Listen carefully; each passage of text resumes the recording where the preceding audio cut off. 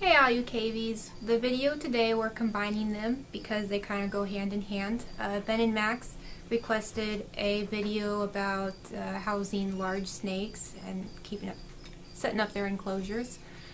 And JP Exotics requested Burmese care. So the Burmese is a large snake and we figured they'd go hand in hand, so we put them together. Now I'll start with just telling you about Burmese pythons. Now the normal wild pythons are typically dark colored snakes with brown blotches that are bordered in black. Now this is an albino, so she's not going to look like that. But most of them are darker colored snakes. In fact, outside of their habitats, they can be confused with the African rock python because their coloring is pretty similar.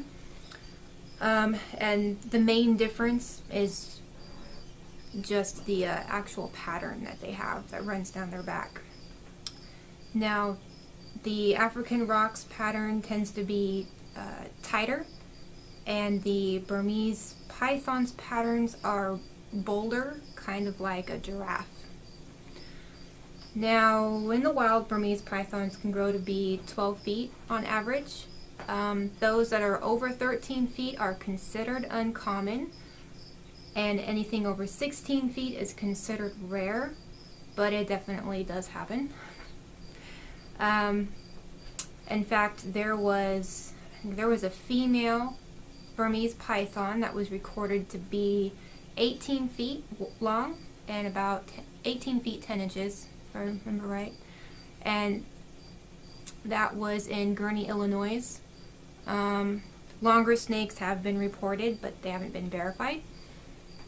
Now there are some dwarf forms that occur, and they can average 6 to 7 feet, but this is not a dwarf. Let's see. Now, the Burmese pythons do have what they call a prehensile tail, which means they can use the end of their tail to help grasp and hold, because they are very good climbers. Although once they get older, they tend to spend most of their time on the ground, but when they're young, they can spend their time about 50-50 between the ground and the trees. But once they are adults, they like to hang out mostly on the ground, usually in the underbrush. They are also very good swimmers, and they can actually hold their breath for up to 30 minutes, which is pretty amazing for any animal, I think. Now, they are primarily nocturnal, like a lot of reptiles are. Now, naturally, the Burmese python, like any other snake, is considered carnivorous, and they'll feed primarily on rodents. As they get larger, their prey becomes larger, so they might take chickens or rabbits or small pigs, depending on just how large your snake gets. Let's see. These do come in different morphs, of course. Like this one is the albino, which is very popular. The albinos will usually be either like a butterscotch yellow or a burnt orange. This one seems to have some yellow, but I think she's more orange than yellow. Very beautiful. Now, these are a fast-growing snake. They'll be adults by the time they're 4. So naturally, they're like maybe 18 to 30 inches or so long when they're born. So they have a lot of ground cover before they hit their full size. So, like with Aurora, we'll weigh her before we feed her because our general rule of thumb is 10% of the snake's body weight is an appropriate sized meal. And they say that if fed properly, they can reach over 6 to 6.5 feet in their first year. Now they have a very prehensile tail. They have a very docile reputation, so you don't want to confuse that with being easy to handle, because they are still very powerful animals. And they tend to recommend that for every 3 feet of snake, you want an adult handler, because if it gets away from you or starts becoming hard to manage, you might not be able to handle it by yourself. It's just safer to have the necessary amount of people with you to take care of it, to pull it out and to put it back. Now, I guess one thing to always remember is that if you power feed your animal, which is a really good way to pump up the weight and make them grow really fast, but you're exchanging that fast growth rate for a shorter lifespan. It will take years off of your snake's life, so we don't recommend that. So I think we can cover or move on to the actual enclosures now. Okay, so the first thing to start with when setting up the enclosure for your snake is to determine the size of the enclosure that you need. And to do so, you'll need to know how long your snake is. Now, obviously, they're not just going to lay nice and straight for you. So if you use a string,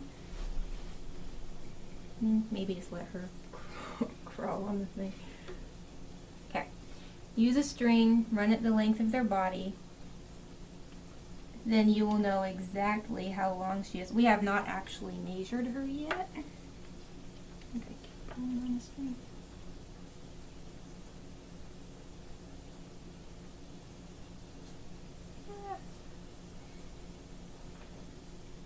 You can do this with much larger snakes. Usually it takes more than 2 people to do it though.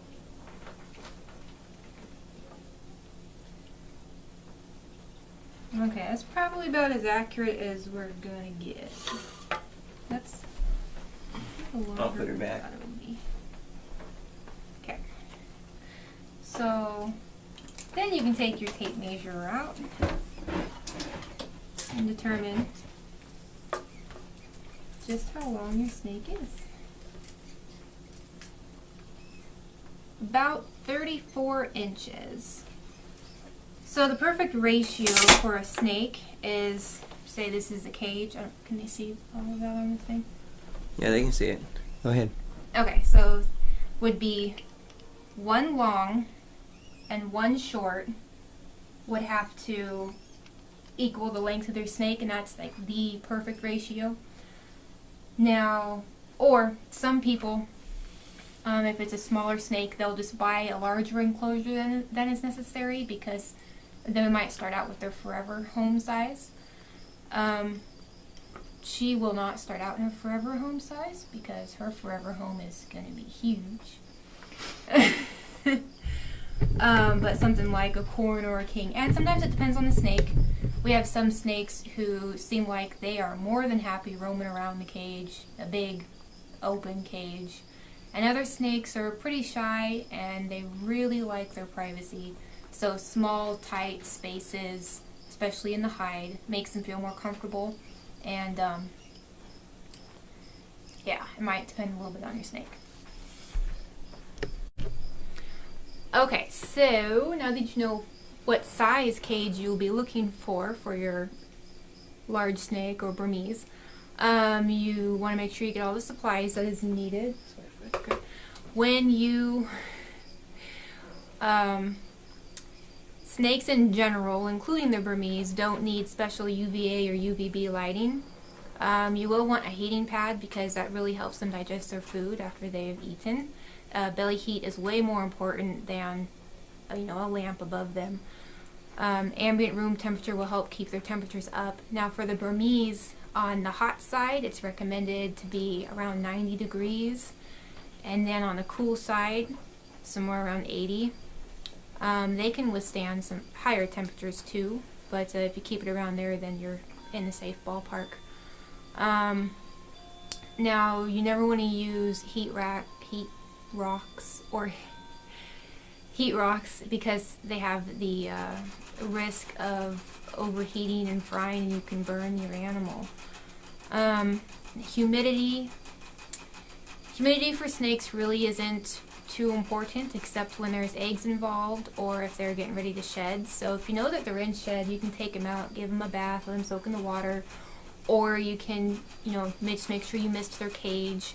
Another option is you can make, like for lizards, they call it a shed box. I don't know how many people do it for snakes, but you can make a little box, put some vermiculite or sphagnum moss and just mist it down, and they can go in there and retreat, and it'll help them with their shed. Now, cage-wise, they can be made out of several different materials like wood, plastic, glass. Wouldn't recommend exposed wood for the reptile because it's going to be really hard to clean. When they make a mess, it's going to be absorbed into the wood, and if there's a lot of humidity in the cage, it's going to cause mold and fungal growth, which isn't very sanitary. Most of ours are PVC or some treated wood, but the majority of their cage is plastic. We don't really have any that's glass, except for maybe our beardies have some glass doors. But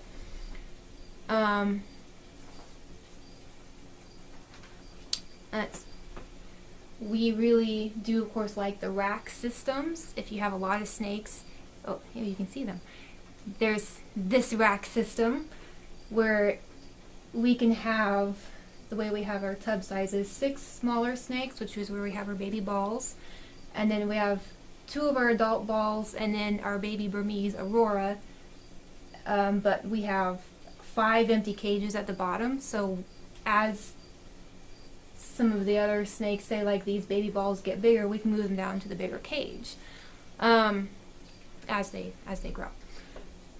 And then we have these ones are more vanity, but me, it's for us. We can see them. It's kind of like a display thing. It's really nice. They tend to be a little more expensive, but they're nice cages. But that's purely for the owner. The snake does not have to have a big CN cage. They probably don't prefer it, actually. Just give them some hides so they can retreat when they need to and they don't get overstressed. Some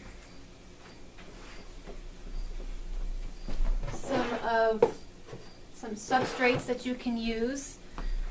These are for our baby racks. Those are just extras. Our favorite is the reptile carpet, because you can just switch them out when they're messy. Put a clean one in, the other one's getting cleaned up. They will get under it if they want to, so it kind of doubles as a hide. And then, I don't know, they decide how they want to spend their time, above or below. Now, moving back to the heating pads. Did I mention heating pads? Did you? Did I? Okay, so yeah, heating pad for belly heat. Now, we like to put thermostats on all of our heating pads. You just set the thermostat where you need it. That way when it gets to that thermostat, it will shut off. And then as it cools, if it cools down too low, it will kick back on and bring it back up to temperature. That's the easiest way to monitor it. And if you really wanted to use a heat rock, you could put that on a thermostat, and that would guarantee that at the very least, it wouldn't burn your snake. You'd have to be paying attention to it to know for sure if it went out.